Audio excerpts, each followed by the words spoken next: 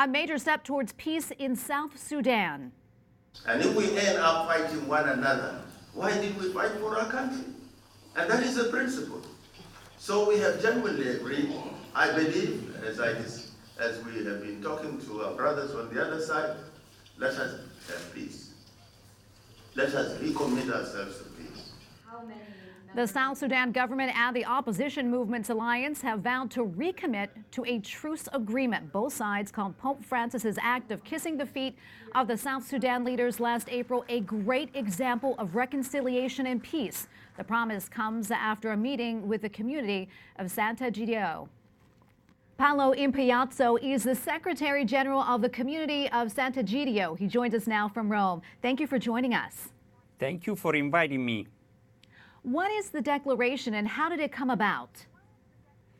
The declaration, the Rome Declaration, as the party decided to call it, it is a very important one because for the first time since the discussion of the peace agreement in Addis Ababa, all the parties involved in the South Sudan conflict were present, especially the SOMA, that is the South Sudan Opposition Movement Alliance, together with the government of South Sudan.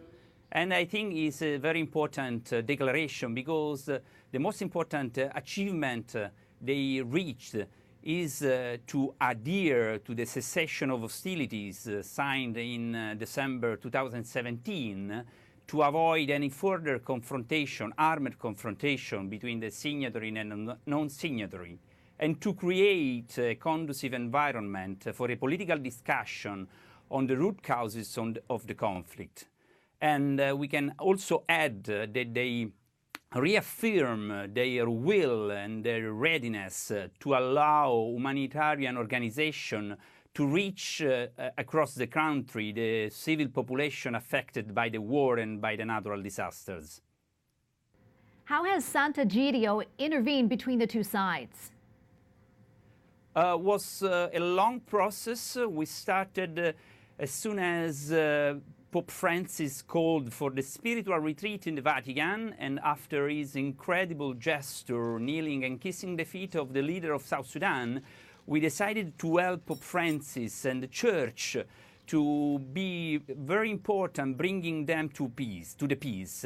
That's why we had a lot of bilateral meetings with all the protagonists, with the government, with the SOMA, with this alliance that are non-signatories to the agreement, and with all the other opposition parties that signed the agreement, but they are not able until now to form the transitional government together with the government.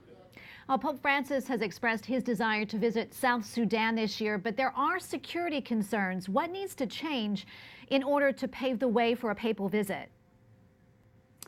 I think that the most important things are not the security issues, but the political achievement.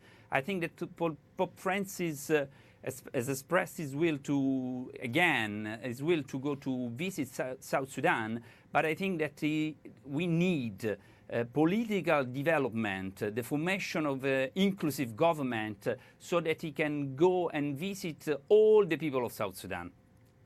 So this is just one step towards peace. What happens after this?